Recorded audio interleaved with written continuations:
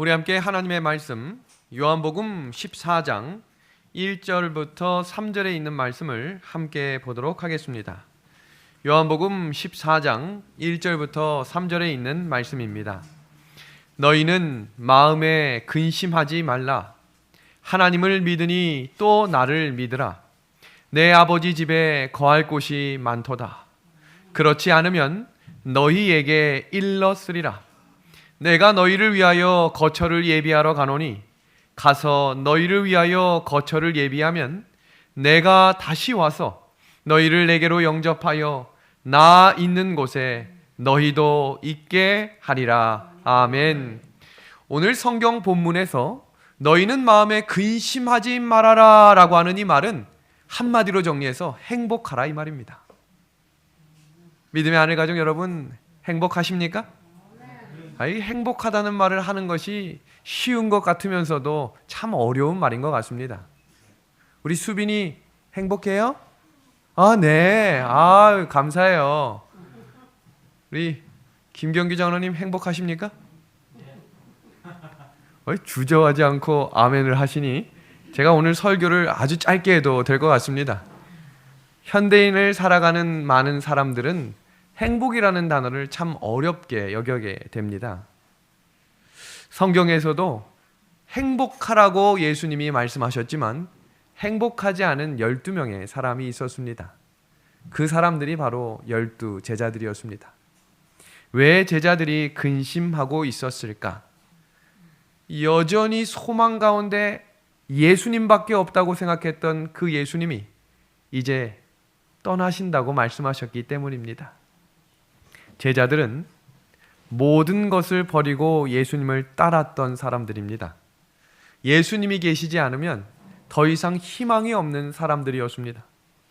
재림의 약속은 모든 것을 버리고 예수님을 따랐는데 자꾸 내 실수와 연약함으로 넘어지는 사람들에게 하시는 말씀입니다. 모든 사람이 예수님을 기다리지 않아요. 예수님을 기다리는 백성들이 일상생활에서 넘어질 때 예수님은 이렇게 말씀하셔요. 너희는 마음에 근심하지 말아라. 재림의 약속은 적당히 살아가는 사람들에게 하시는 말씀이 아닙니다. 만일 여러분이 주님을 따르기 위해 온 생애를 드리고 따라가고 계신다면 오늘 이 저녁 함께 나누는 말씀이 각자의 심령 속에 말씀하시는 성령의 음성이 될 줄로 믿습니다. 근심하지 말아라 라는 말씀은 하나님께서 끝까지 책임져 주신다는 것입니다.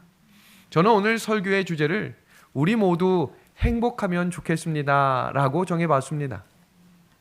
행복이란 단어는 맛있는 것을 먹는다고 행복한 것이 이어지는 것은 아니에요.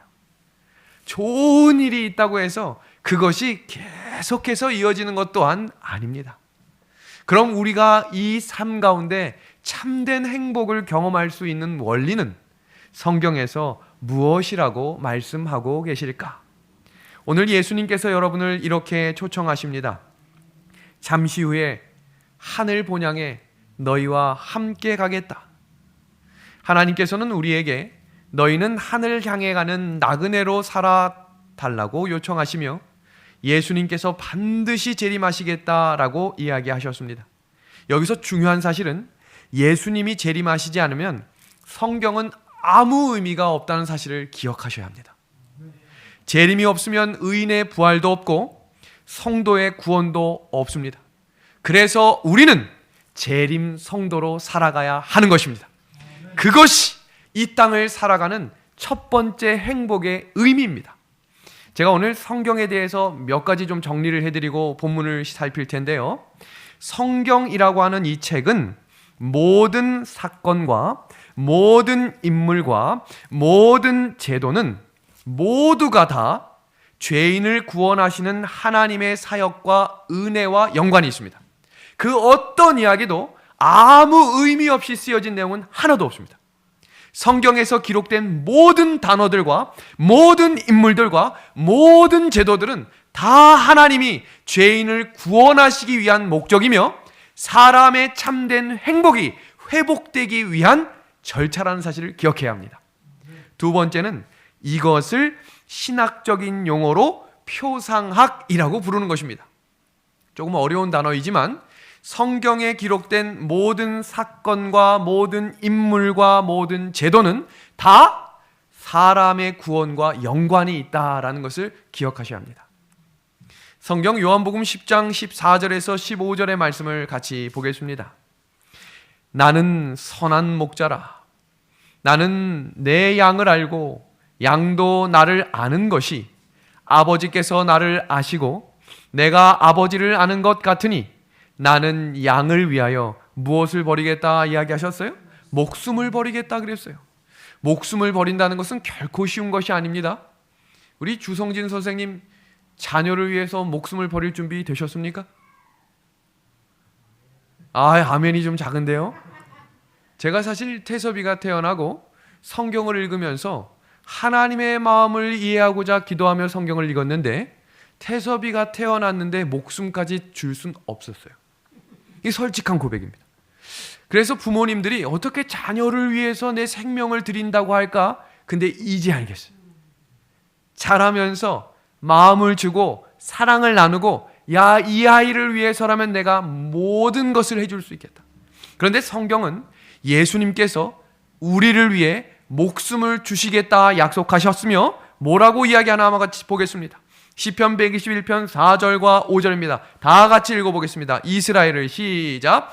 이스라엘을 지키시는 이는 모하지도 않으시고 졸지도 아니하시고 모하지도 않으시고 주무시지도 아니하시며 너무 중요한 말씀 나옵니다. 다 같이 시작. 여호와는 너를 지키시는 이시라. 아멘. 분명히 약속하셨어요. 성경에서 약속한 하나님의 말씀은 반드시 이루어질 줄로 믿습니다. 지금 보시는 이 사진을 보시면서 어떤 생각이 드시나요? 아주 큰 나무에 뭐가 뚫려 있어요? 구멍이 뻥 뚫려 있습니다. 미국에 계신 한 집사님이 오늘 저에게 보내주신 사진입니다. 그러면서 뭐라고 이야기하셨냐면 이 나무는 목회도 안 하는데 속이 다 썩었네요. 이렇게 얘기하신 거예요. 아니 속이 다 썩었다 이겁니다. 그런데요, 우리 모두는 각자가 가지고 있는 문제를 가지고 살아갑니다. 그 누구도 문제 없이 살아가는 사람이 없어요. 그런데 우리가 그 문제를 집착하고 주목하기 시작하면 다른 아무것도 보이지 않는 것입니다. 병으로 아파 계신, 또 삶의 문제로 어려운 가운데 계신 믿음의 하늘가족 여러분, 오늘 하나님께서 영감의 글로 말씀하시는 이 말씀을 같이 읽고 위로의 시간이 되기를 간절히 소망합니다. 그리스도는 각 영혼들과 그 영혼들의 특수한 필요와 시험을 아실 뿐만 아니라 심령을 괴롭히고 어렵게 만드는 모든 환경을 아신다. 그분께서는 동정어린 친절로서 고통하는 모든 영혼들에게 당신의 손을 뻗고 계신다. 가장 크게 고통을 당하는 사람들이 그분의 동정과 긍휼을 많이 받는다. 그분은 우리의 연약함을 아시고 마음속에 동정을 느끼시며 우리의 어려움과 난처한 문제들을 가져와서 당신의 발 앞에 놓기를 바라신다. 아멘. 오늘 이 노란색 글씨 한번 같이 읽어볼까요? 가장 크게 시작. 가장 크게 고통을 당하는 사람들이 그분의 동정과 긍휼을 가장 많이 받는다. 아멘. 예수님께 작고 큰 문제들을 내려놓는 안식일이 되기를 소망합니다. 이 안식일은 회복의 날입니다. 이 안식일은 기쁨의 날입니다. 이 안식일은 행복의 날이 되어야 합니다. 이 땅에서 그 행복을 경험한 사람들이 하늘 갈 백성이라고 성경에서 말씀하셨기 때문입니다. 우리 성경 말씀 한번 같이 보겠습니다. 시편 119편 2절입니다. 여호와의 말씀을 지키고 전심으로 여호와를 구하는 자가 뭐가 있겠다고요? 행복하겠다 그랬어요. 성경은 행복이란 단어가 얼마나 많이 나오는지 모릅니다. 시편 119편 165편입니다. 주의 법을 사랑하는 자에게는 뭐가 있겠다고요? 큰 평안이 있으니 성경을 살펴보면 행복이라고 되어 있어요. 행복하겠다는 거예요. 그들에게 뭐가 없겠다고요? 장애물이 없겠다고 했어요. 어떤 사람들에게 주의 법을 사랑하는 사람입니다.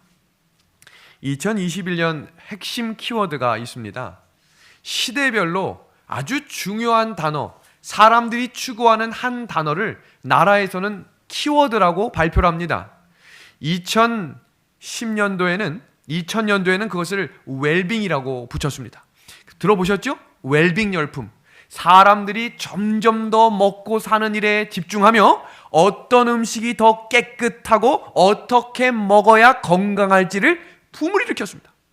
그 다음 2010년도에는 어떤 키워드가 있었는가? 바로 힐링이었습니다.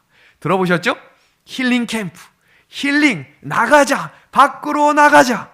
그 다음에 2017년에는 키워드가 무엇이었는가? 바로 욜로였습니다. 욜로라는 이 단어의 뜻은 한 번뿐인 인생 혼자서 즐기고 살자 이 말입니다. 그럼 2021년의 키워드는 무엇일까? 바로 이것입니다. 느낌이 오십니까? 2021년의 키워드는 휴먼 터치입니다. 사람의 손길이 그리워진 시대. 가장 기본적인 것이 회복되기를 기다리는 사람들의 마음입니다. 지금 이 4개의 키워드 속에서 한 가지 강조하고 있는 단어는 바로 행복입니다. 모든 사람들은 시대와 시대에 따라 바뀌는 것이 있지만 바뀌지 않는 것은 바로 행복하다는 것입니다. 모든 사람이 행복하기를 원합니다. 지금 보시는 이 장면은 하버드 대학의 가장 인기 있는 강의 교수의 강사 모습입니다. 이 강의에 수천 명의 학생들이 듣기를 원합니다. 근데 그 강의의 주제가 바로 행복입니다. 그 똑똑한 학생들이 모여서 치열하게 삶을 살아가지만 그들도 마음 한켠에 간절히 원하는 한 단어는 바로 행복이라는 것입니다. 그 교수가 그 강의에 모인 모든 학생들에게 이렇게 외쳤습니다. 현대인들은 삶을 고통스러운 것으로 생각합니다. 운이 좋은 소수의 사람들은 행복하지만 대부분의 사람들은 걱정과 고통이 가득 찬 불행한 삶을 살아야 한다고 생각합니다. 세상에서 나보다 잘난 사람들이 너무 많아서 아무리 노력해도 태어나면서부터 시작되는 불평등을 뛰어넘기 어렵다고 생각합니다. 그래서 불행을 운명으로 받아들이고 세상을 원망하며 살아갑니다. 이것이 인생의 모습입니다. 세상이 지금 인생을 이렇게 바라본다는 거예요. 그러나 그리스도인은 이렇게 세상을 바라보아서는 안 됩니다. 행복의 조건을 세상이 무엇이라고 말할까? 많이 가지고 귀한 대접을 받으면 행복할까? 현대인들은 행복을 내가 가진 것에 비례한다라고 생각합니다. 그래서 학교 교육도 세상도 어떻게 하면 많이 가질 수 있는가에 초점을 가지고 교육하는 시대가 되었습니다. 그러나 모든 것을 다 가진 것처럼 보이는 부자들도 불행한 사람이 많이 있습니다. 재산이 많은 인기인들도 불행한 사람, 우울증에 걸린 사람, 공황장애에 걸린 사람, 심지어 자살하는 사람까지 수없이 넘쳐나고 있습니다. 행복은 재산과 인기와 물질로 얻을 수 있는 것이 아니라는 것입니다. 전도서 1장 1절에서 2절의 말씀을 솔로몬은 전도서의 첫 문장을 이야기하며 이렇게 말합니다. 전도자가 이르되 헛되고 헛되며 헛되고 헛되니 모든 것이 헛되다. 헛되다는 말을 5번이나 반복하며 모든 것이 부질없다라고 이야기한 것은 가질 것 다 가져봐도 행복하지 않다라고 지혜자가 이야기합니다. 이어지는 구절 3절부터 7절입니다. 한 세대는 가고 한 세대는 오되 땅은 영원히 있도다. 우리 붉은 글씨 보겠습니다. 바람은 남으로 불다가 북으로 돌아가며 이리 돌며 저리 돌아 바람은 그 불던 곳으로 돌아가고 모든 강물은 다 바다로 흐르되 바다를 채우지 못하며 바람이 불어도 금방 사라지고 물도 흘러도 금방 없어진다라는 이 말은 인생은 결국 사라진다. 있는 것 같지만 영원한 것은 아무것도 없다라는 말입니다. 8절을 같이 읽어보겠습니다. 다 같이 한번 읽어볼까요?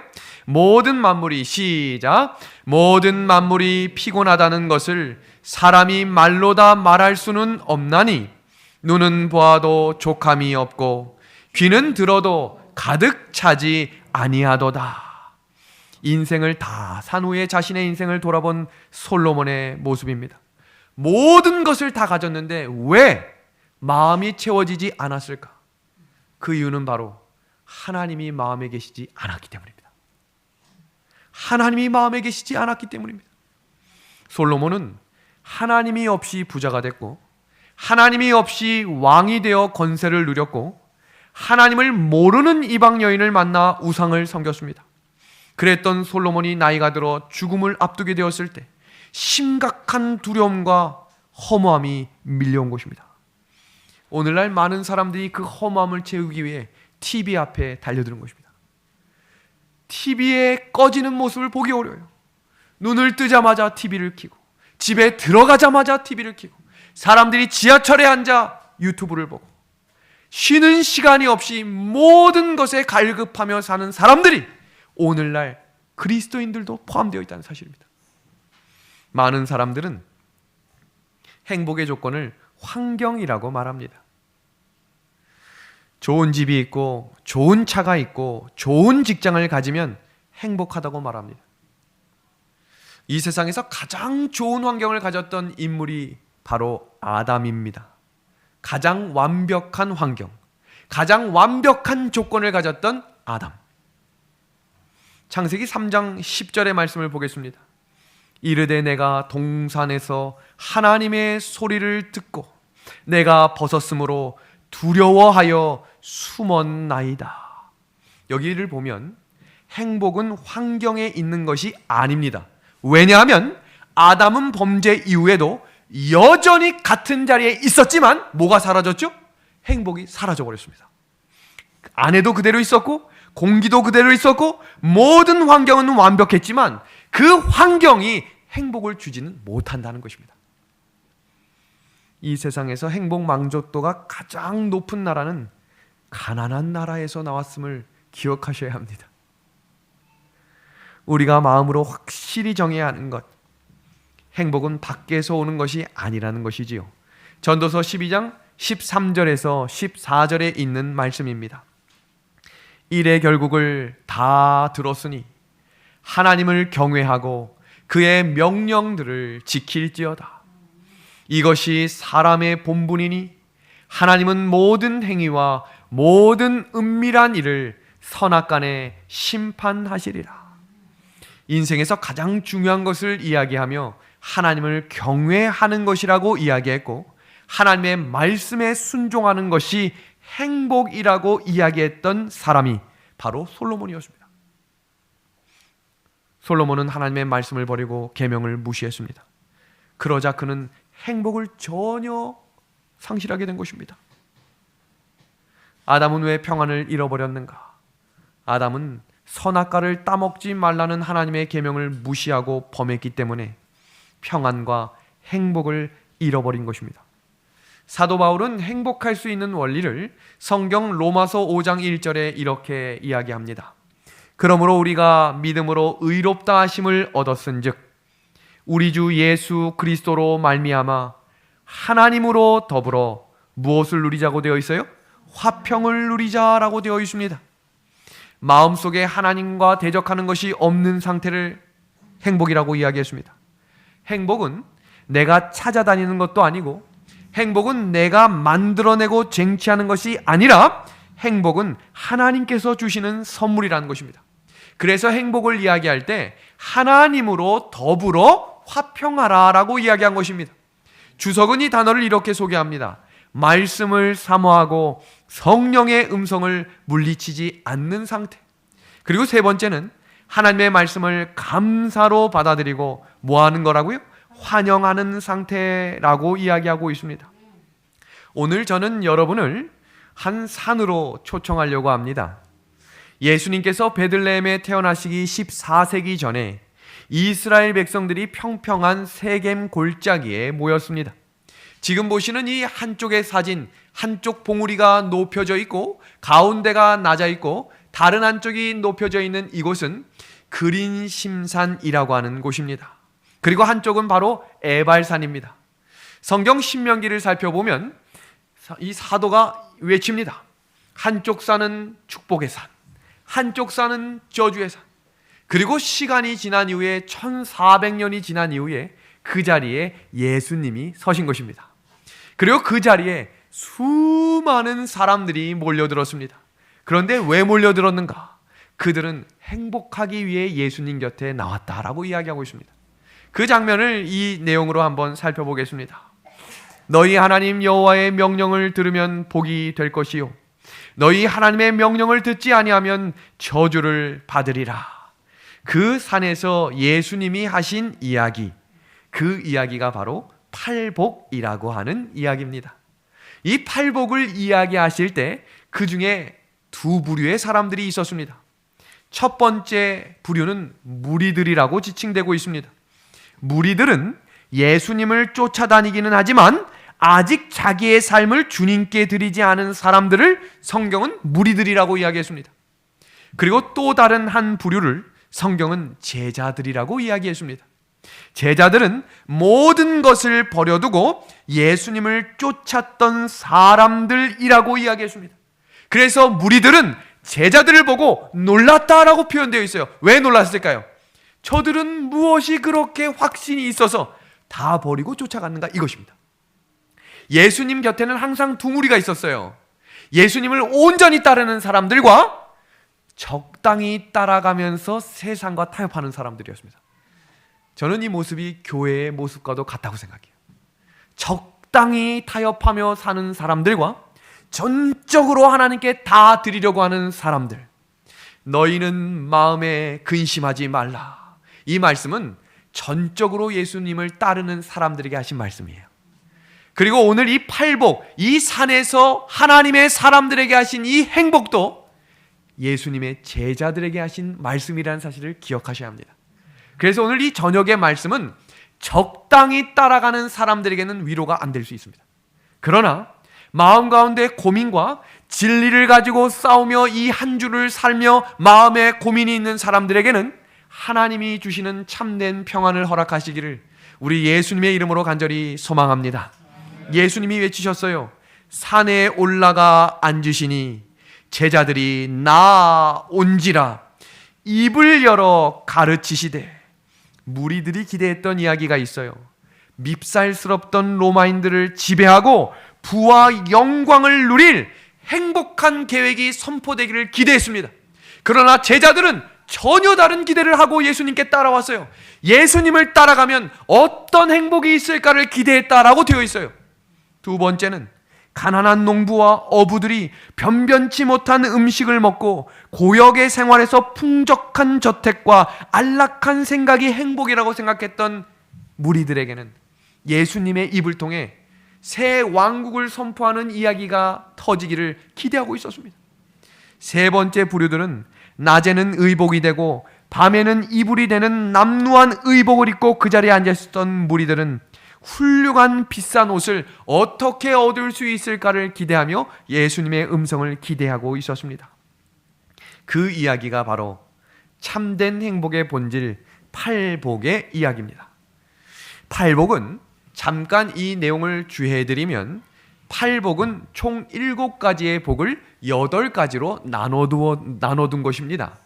잘 보시면 천국이 그들의 것이다, 천국이 그들의 것이다 라는 복이 같은 복으로 첫 번째 복과 마지막 복이 반복된다는 것입니다. 그리고 이어지는 위로를 받을 것이고 땅을 기업으로 받을 것이고 배부를 것이며 하나님을 볼 것이고 하나님의 아들이라 일컬음을 받는다라고 하는 이 내용은 현재형과 미래형이 같이 사용되고 있다는 것입니다. 이 내용을 잠시 이 내용으로 좀 소개하겠습니다. 팔복은 쉽게 정리하면 다음과 같습니다. 나는 할 수 없고 나는 부족하며 나는 내세울 것이 없습니다. 내 힘으로는 할 수 있는 것이 아무것도 없습니다 라고 고백하는 사람들이 팔복을 경험한 사람들이라는 것입니다. 그리고 가장 중요한 것은 나는 죄인임을 고백하는 자들입니다. 예수 그리스도의 보혈을 의지하는 이들을 하나님은 의롭다고 하시고 죄 사함을 받게 하셨어요. 지금 여기에서 천국을 소유하겠다고 이야기한 것입니다. 이 6가지의 약속들은 모두 미래형이고 그리고 천국은 현재형이며 동시에 미래형임을 이야기합니다. 가장 중요한 네 번째 말씀 한번 같이 읽어볼까요? 이 땅에서 시작.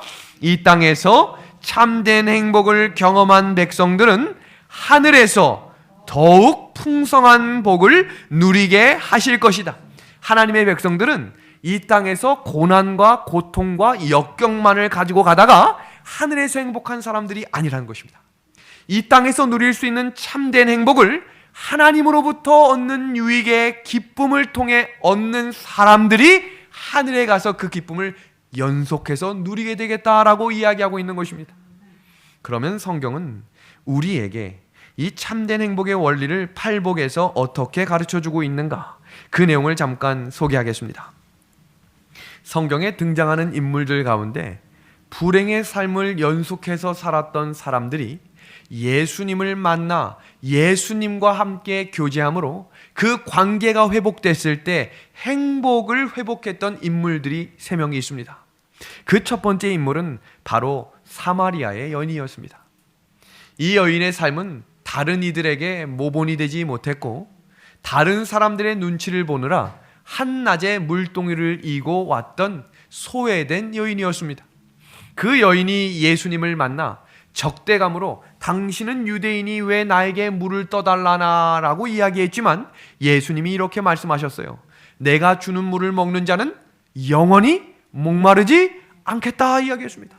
그 여인이 그 물동이를 내려놓고 예수님이 주신 생명의 물을 먹고 나자 그 다음에 하신 말씀이 있어요.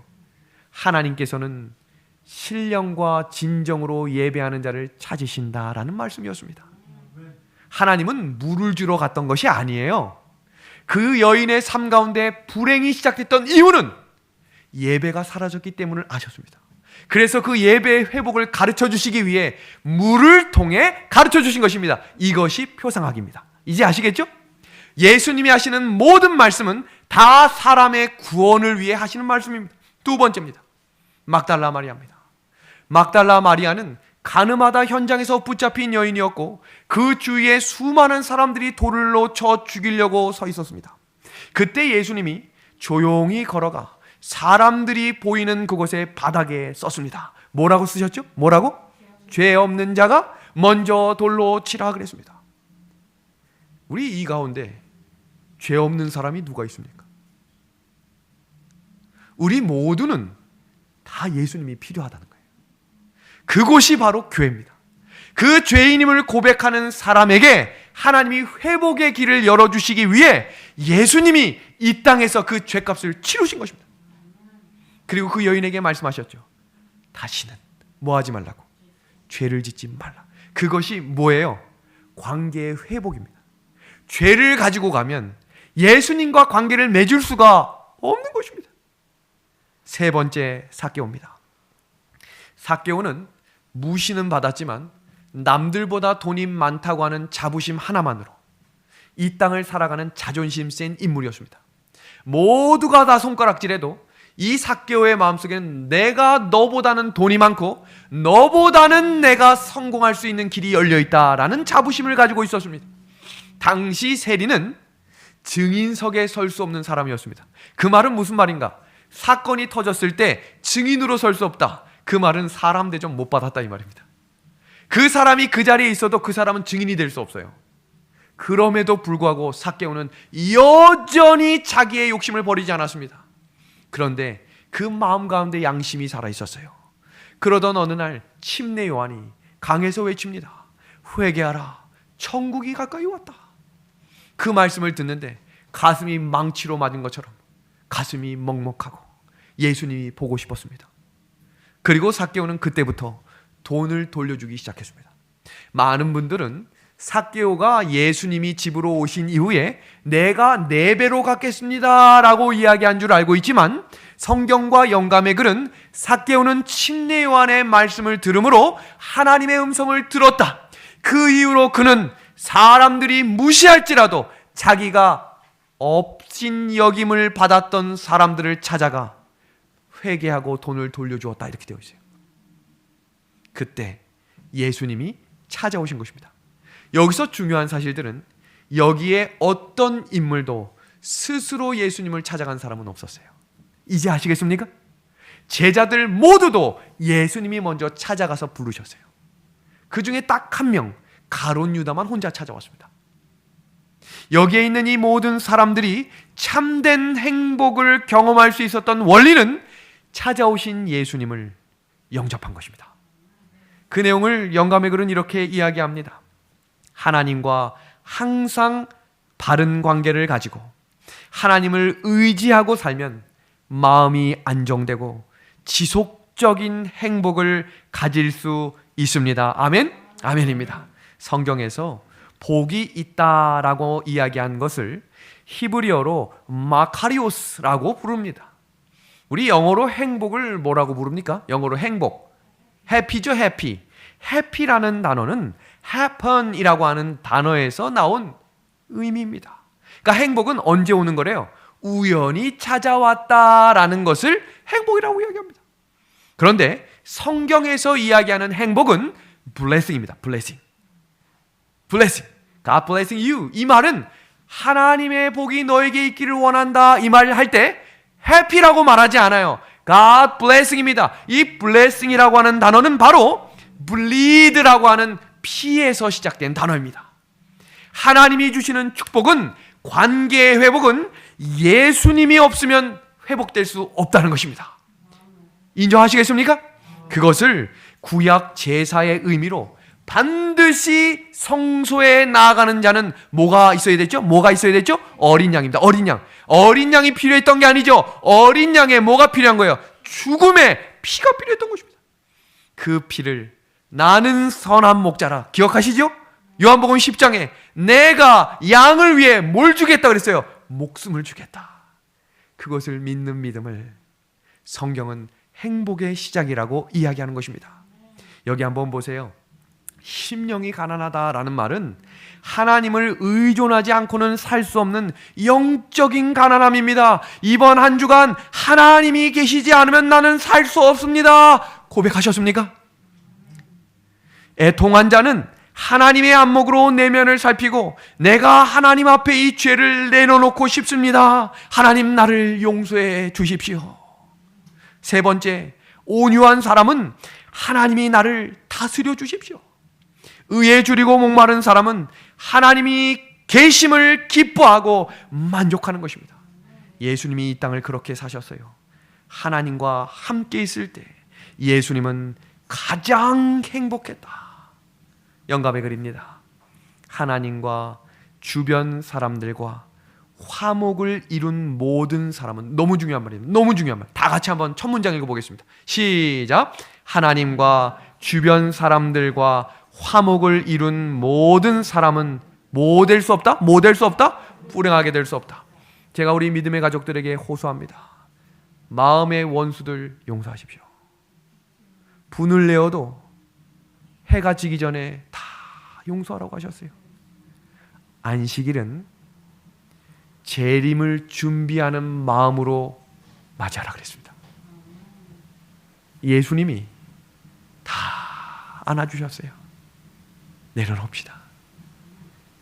가족 중에 미워하는 사람이 있으십니까? 하나님께 내려놓으십시오. 직장 동료들과 교회 안에 얼굴 보기 부담스러운 분들이 계십니까? 하나님께 내려놓으십시오. 성경은 우리에게 시기가 그의 마음속에 있지 않을 것이며 악한 추측도 용납될 수 없다. 증오심도 존재할 수 없다. 믿음의 하늘 가족 여러분, 성경은 우리에게 이렇게 말합니다. 이와 같이 너희가 이런 일이 일어나는 것을 보거든 하나님의 나라가 가까이 온 줄을 알라. 재림을 기다리시죠?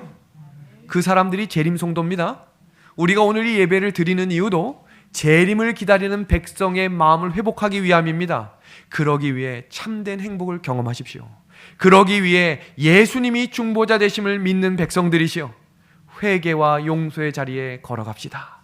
그것이 성경에서 이야기하고 있는 예수님을 마음의 개인의 구주로 영접한 사람들이 이 땅을 살아가며 은혜의 왕국을 마음에 가지고 가는 사람입니다.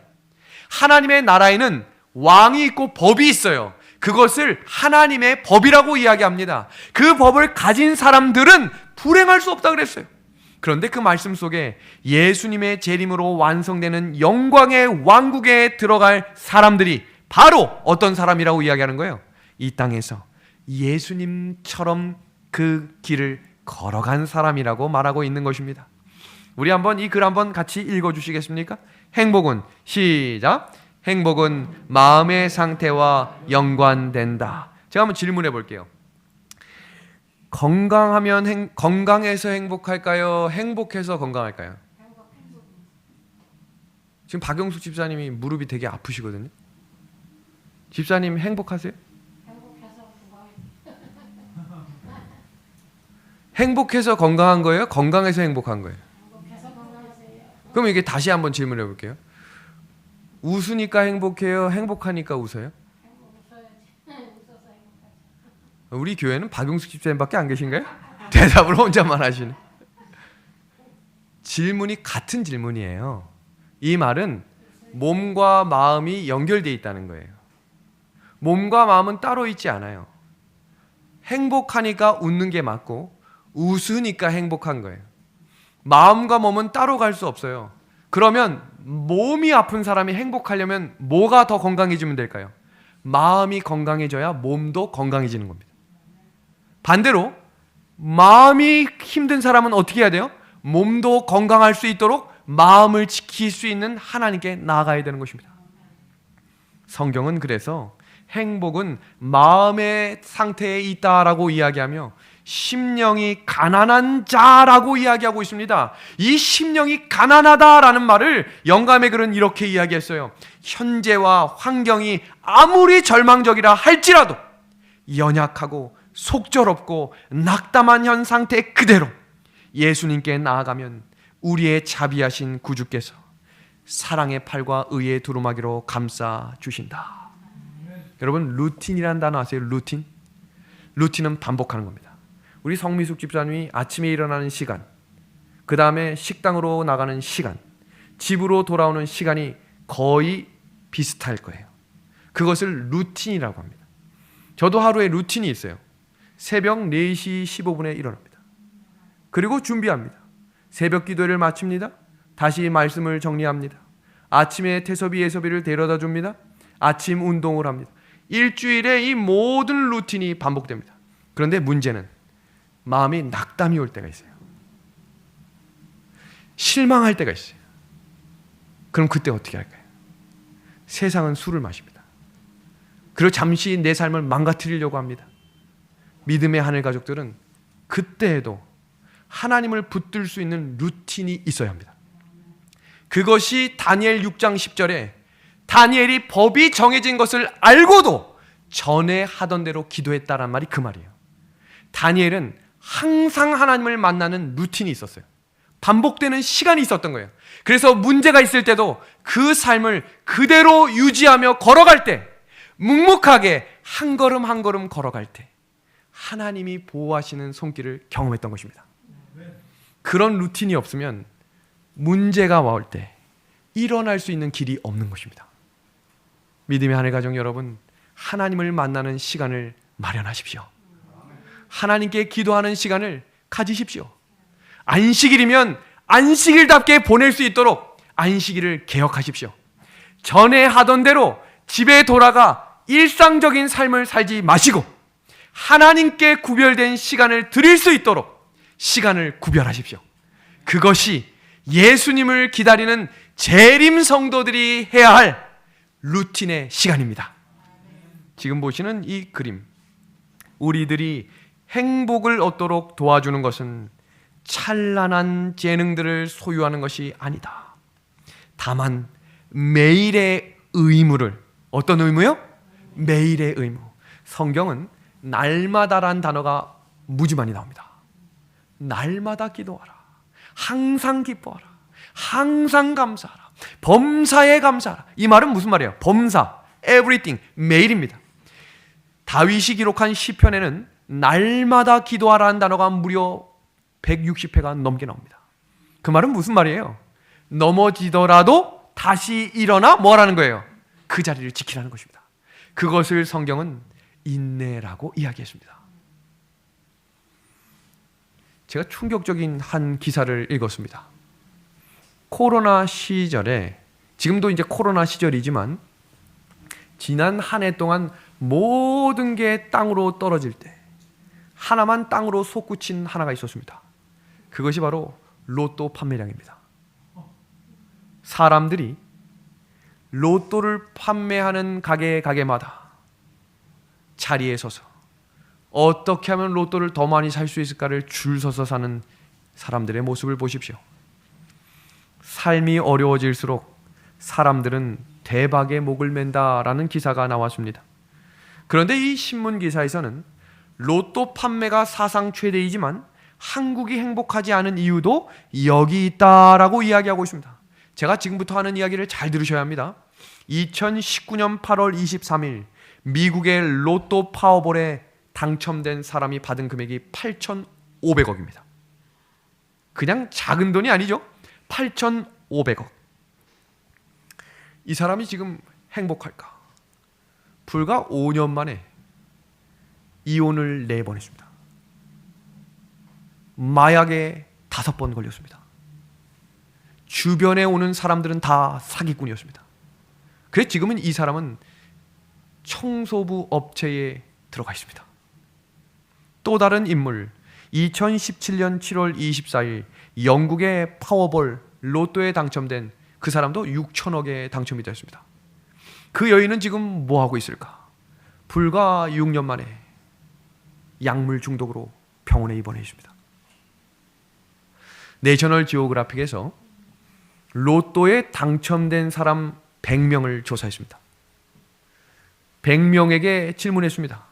당신이 로또를 또 한 번 당첨될 수 있다면 로또를 또 사겠습니까?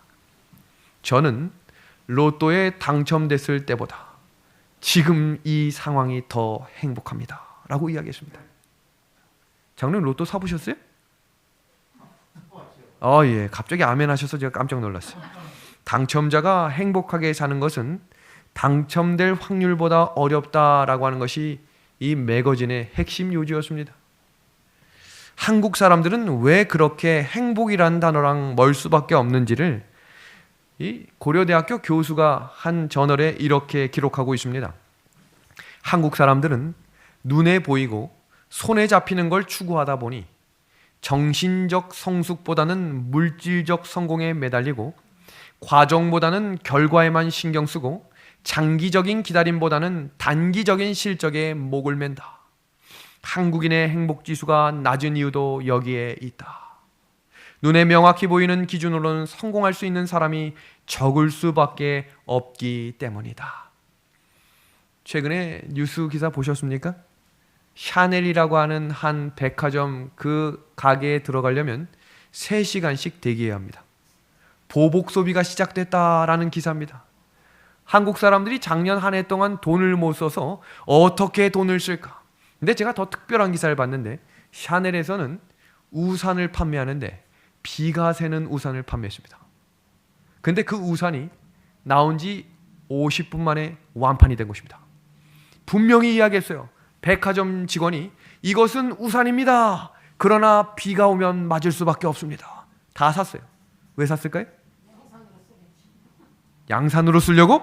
대단한 접근입니다. 와, 이런 접근도 처음 들어봤는데 양산으로 쓰려고 대단해요.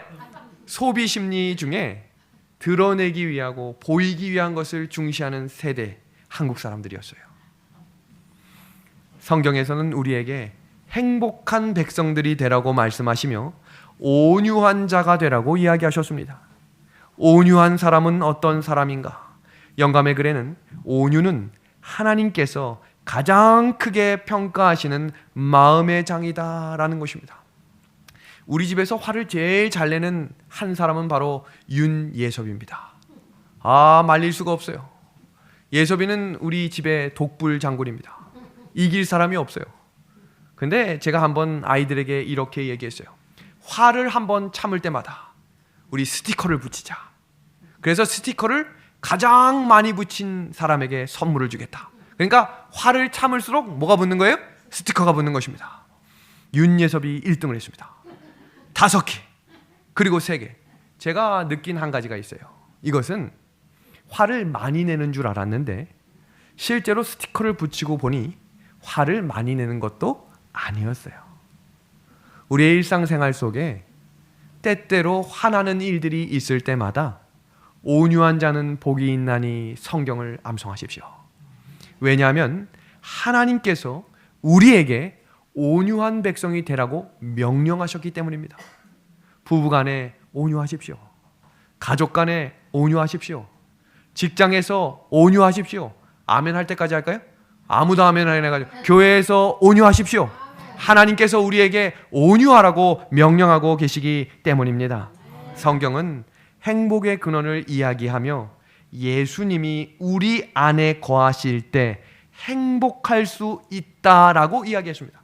그러면서 뭐라고 이야기하셨냐면 자주, 때때로가 아니라 자주 하나님이 우리와 함께 하심을 기억해야 우리는 행복할 수 있다 그랬습니다. 지금 아주 재밌는 사진 보여드릴게요. 아주 행복한 사진입니다. 자, 이 사진 행복하십니까? 여기 우리 교회 아주 좋은 분들 다 서 계시죠? 이분들 지금 뭐 하고 있는 거예요? 이건 나중에 분명히 10년, 15년 후에 역사의 한 장면으로 기록될 너무너무 중요한 사진이 될 것입니다.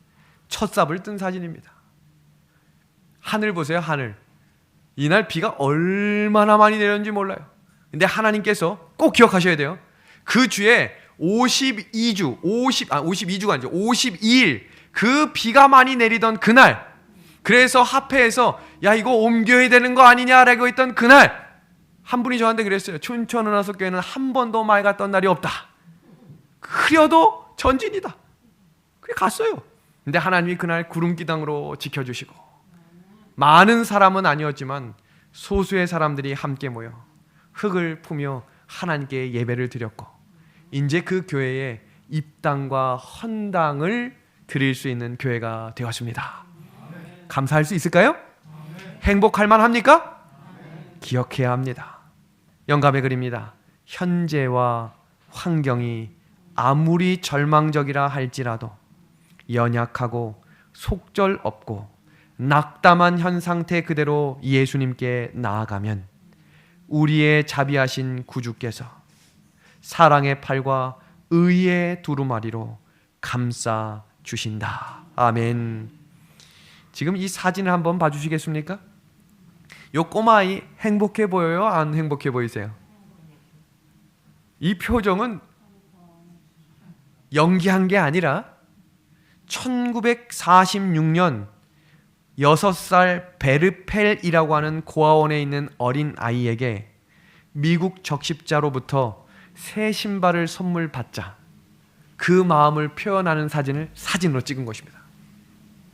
제가 윤태섭, 윤예섭 신발 사주면 어떤 표정 짓는 줄 아세요? 이런 표정은 아니에요.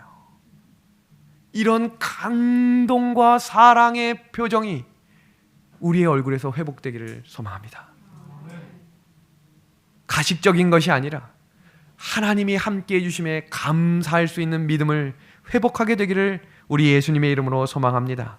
오늘 말씀을 정리하며 구원이란 사람이 원래 창조되었을 때의 상태로 돌아가는 거예요. 제가 처음에 말씀드렸죠. 아담과 하와가 행복했던 이유는 완벽한 환경 때문이 아니라 하나님이 계셨기 때문이에요. 재림이 행복한 이유는 그곳 하늘나라에 가려고 하는 것이 아니라 그곳에 하나님과 함께 살 수 있기 때문입니다. 그래서 우리가 이 땅에서 하나님과의 관계가 회복되어야 하는 거예요. 다시 말하면 창조주 하나님과 대면하여 함께 살 수 있는 상태, 그러한 상태가 되려면 하나님과 사람 사이를 가로막고 있는 죄가 해결되어야 하는 것입니다. 준비합시다. 깨어 기다립시다. 하나님의 말씀을 읽고 오늘 말씀을 마칩니다. 그러나 주의 날이 도둑같이 오리니 너희가 어떠한 사람이 되어야 마땅하냐? 거룩한 행실과 경건함으로 하나님의 날이 임하기를 바라보고 간절히 사모하라. 그러므로 사랑하는 자들아, 너희가 이것을 바라보나니 주 앞에서 점도 없고 흠도 없이 평강 가운데서 나타나기를 뭐하라고요? 뭐하라고? 힘쓰라.